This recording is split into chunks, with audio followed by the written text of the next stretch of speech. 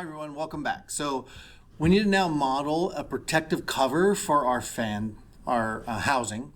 So it's going to look like this. So we have our housing here, and this will fit over the front of the housing, and we'll put screws through these three holes here. And that will prevent the propeller, if it does come loose, from flying out the front and hitting someone. So it'll kind of trap it in there. We'll call this the propeller cage. So it looks like this, and we'll be modeling that today. All right, to do that, we're going to actually start by creating, we'll put a little bit more space here, creating a sketch on the front surface of our housing. And from there, I'm going to create an offset. I want to make the inside diameter here just slightly bigger than the housing. If I make it the exact same size as the housing, when it prints, it'll likely be a little too small because the plastic kind of oozes over the side a little bit. So I'm going to create an offset from this outside edge here. Now I'm going to make the offset really small, 0.1. I don't want it to be wobbling. I want it to be nice and snug. That'll do it. So if you zoom in, you can see it's a little bit offset, but not by much. Now I need to draw a circle for the outside face of it. To do that, I'm going to use the offset tool again.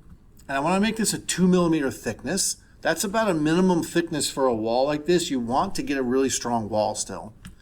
But I can't make the offset from an offset. So if I click on this, for whatever reason, Fusion won't let you offset from an offset. But I can offset from the original circle.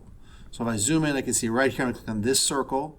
And I'm going to offset it. I want 2 millimeters, so I'm going to offset 2.1 to account for that 0.1 of initial offset. All right, so I'm going to click OK. And now I've got a 2 millimeter ring here. I'm going to extrude right away, click here, go back out to the home view so I can see what's going on. And I'm going to extrude it back down this way 5 millimeters. So -5 for me, and enter. I'm going to call this body the propeller cage. Enter. Now I can keep track of what's what. Now I need to build the front side. So I'll build the tabs in later, these tabs here later. Right now I'm going to build this top half, so the arms and the center circle. To do that, I'm going to create a sketch. And I'm going to create it on the surface of the ring I just created. And I want to make it so that it comes out to this middle circle. But you can notice that the middle circle is not on my drawing yet. So that's easy to fix. I'm going to P for project, and then click on that inner circle. Not the whole thing like that, we're on the surface, but just on that edge right there. And then click OK. And then I need to draw the lines to the center. But right now, well, actually I want to keep them even with those. So I'm going to actually project these two arms. Well, maybe just the whole, no, not the whole thing. That'd be a nightmare. Just these two arms. So if I get lazy and I click on the surface here and project all of it, I'm going to get all of these things that interfere with everything I'm doing. It's going to break my drawing into like nightmare pieces. Although I could get away with that if I make them construction lines. Yeah, let's be lazy. I'm going to actually do construction lines, and then I'm going to click on just the face and add a bunch of extra stuff to my drawing that I don't think is going to matter because they're construction lines. And I'm going to click OK. Okay. Now what I want to do is create my new line. So I'm actually going to hide the housing for a second because it's kind of in the way, and that shows me where everything is. So I'm going to take my line here. Actually, escape. I need to make this center circle first. So I'm going to grab the circle tool here, and this center circle is 15 millimeters, except I need a real line, not a construction line.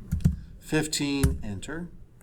And now I'm going to take a line from the center circle out to the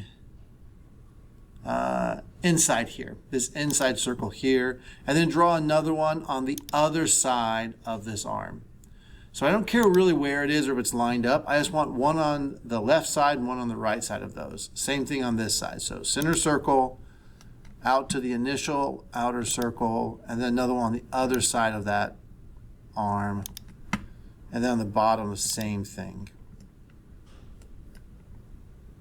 So down here, and oh, that was a mistake. Control Z. I need to go line tool from this inner black circle out to this line, or the circle, and then in to here. All right, to line these up, all I'm gonna do is do a collinear tool. And so that's the collinear tool. It takes two lines and it lines them up with each other.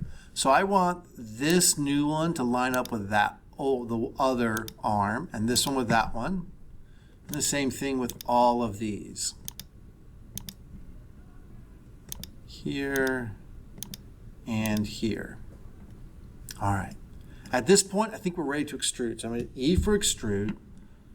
And I'm going to extrude the outer circle, the inner circle, as well as all three of these arms and the center point.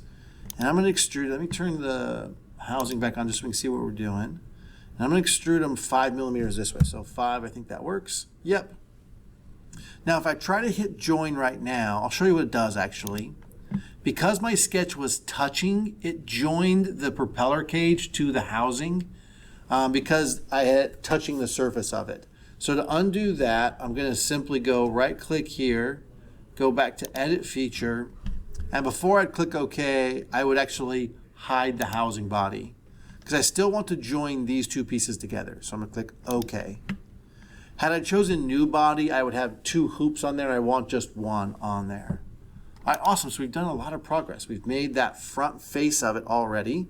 And I think that is where we'll leave it for this one.